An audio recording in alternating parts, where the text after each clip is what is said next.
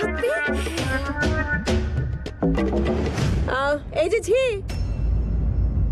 আমার মেয়ের খেয়াল রেখো, হ্যাঁ? শরীরটা বদলে আসি। শ্রীরামচন্দ্র,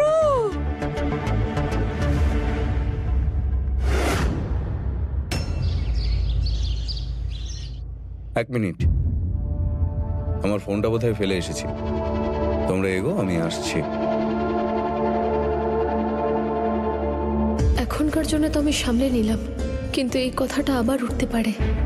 তাড়াতাড়ি এই ব্যাপারটার একটা ব্যবস্থা করতে হবে। ফুল, আমি শোভনকে বলে দিয়েছি তোমার মায়ের যেন ভালোভাবে খেয়াল রাখা হয়, ওনার চিকিৎসায় যেন কোনো ত্রুটি না থাকে। তোমাকে অনেক অনেক ধন্যবাদ তারা দিদি, কিন্তু এর কোনো প্রয়োজন নেই। মায়ের চিকিৎসার খরচা আমি নিজেই। আরে না ফুল, এরকম বলে না। তোমার মাকে তো আমি আমার মাই মনে করি, বলো। ফুল, তুমি আমার সবচেয়ে খারাপ সময় আমার পাশে থেকেছো। তুমি সেটা করেছো যেটা যেটা হয়তো আমার নিজের বোনও করতো না। তাই তুমি কি আমাকে এইটুকু অধিকার দেবে না যে যে আমি তোমার মায়ের একটু খেয়াল রাখি, ওনার চিকিৎসা করাই? ফুল, তুমি দেখো, এবার তোমার মা খুব তাড়াতাড়ি সুস্থ হয়ে যাবে। ওনার চিকিৎসায় কোনো ত্রুটি থাকতে দেব না আমি। দেখো ফুল, আমি মন থেকে আমি তোমাকে বোন মানি। আর যদি এক বোন আরেক বোনকে সাহায্য না করে, তাহলে কে করবে? এই যে আমার সঙ্গে তোমার যে সম্পর্কটা, এটা কিন্তু সারা জীবনের জন্য। ফুল, যাই হয়ে যাক না কেন।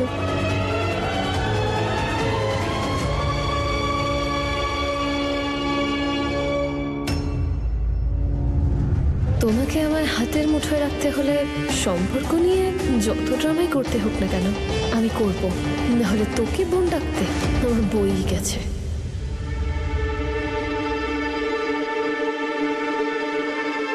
জামাই, সব ঠিক আছে? আমি একটা প্রশ্ন করতে চাই। প্রশ্ন? যার উত্তর আমি ফুলের থেকে এই মুহূর্তে জানতে পারবো না। হ্যাঁ বলো। যখন আমার এবং ফুলের বিয়েটা হয়েছিল, তখন ঠিক কে কে জানতো এবং কে জানতো না যে আমি বিবাহিত?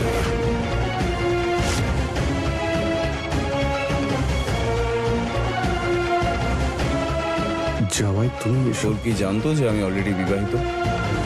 এসব তুমি কি জিজ্ঞেস হ্যাঁ করছো? বা না? আসলে আমাদের মধ্যে কেউ জানতাম না জামাই বাবা জীবন।